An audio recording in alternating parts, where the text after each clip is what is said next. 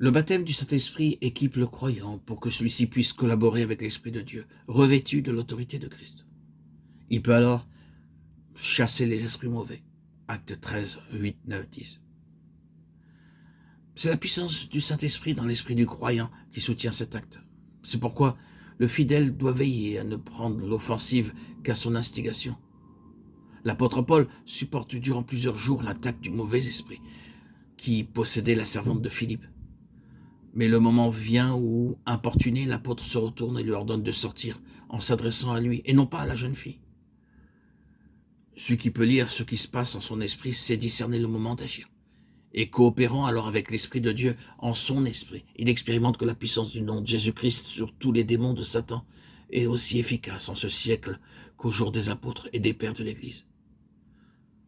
Le facteur essentiel pour chasser les démons, c'est la foi en la puissance du nom de Jésus. Cette foi est basée sur la connaissance que les esprits mauvais doivent obéir à l'autorité de Jésus-Christ. Autorité qu'il exerce aujourd'hui ici-bas par ceux qui sont unis à lui. Toute espèce de doute sur ce point rendrait l'ordre donné inefficace, stérile. L'ordre de sortir est toujours adressé directement à l'esprit en possession au nom de Christ. Je te commande au nom de Jésus-Christ de sortir, acte 16, 18. Il n'y a pas à craindre que l'esprit chassé entre en celui ou soit transmis à celui qui vient de le chasser, à moins qu'il n'y ait un terrain favorable en celui-ci, ou qu'il ne donne son consentement à l'ennemi, ensuite de quelques surprises ou quelques ruses. Que les croyants appelés à s'occuper de cas de possession chez les autres déclarent avant d'agir leur attitude de mort au péché, basée sur l'œuvre du calvaire, selon Romains 6, 6, 11. Car c'est là le seul moyen sûr de traiter la vieille nature qui peut toujours donner prise à l'ennemi. Chasser les démons peut occasionner la manifestation d'un mauvais esprit chez celui qui lutte pour la délivrance d'autrui. Mauvais esprit qui était resté caché en quelque partie de son organisme à son insu. Lorsque ceci a lieu et que la manifestation de l'ennemi suit immédiatement l'acte du croyant, celui-ci est enclin à croire que l'esprit qu'il vient de chasser l'attaque ou est entré en lui.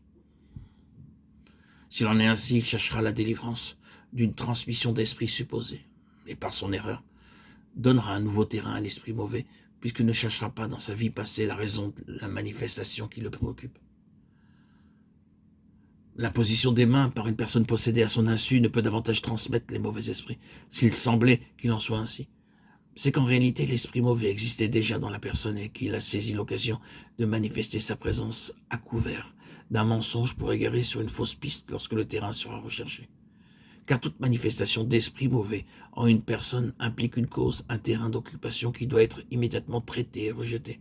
Si une manifestation symptomatique est appelée une attaque, si elle est considérée comme quelque chose qui vient de l'extérieur, il n'y a pas de délivrance à espérer. Il faut que la vraie cause soit découverte. Quelque signification que puisse avoir l'imposition des mains, le résultat doit en être spirituel et être perçu par l'esprit. L'imposition des mains ne doit pas provoquer d'émotions physiques non plus que ces impressions qui affectent les sens.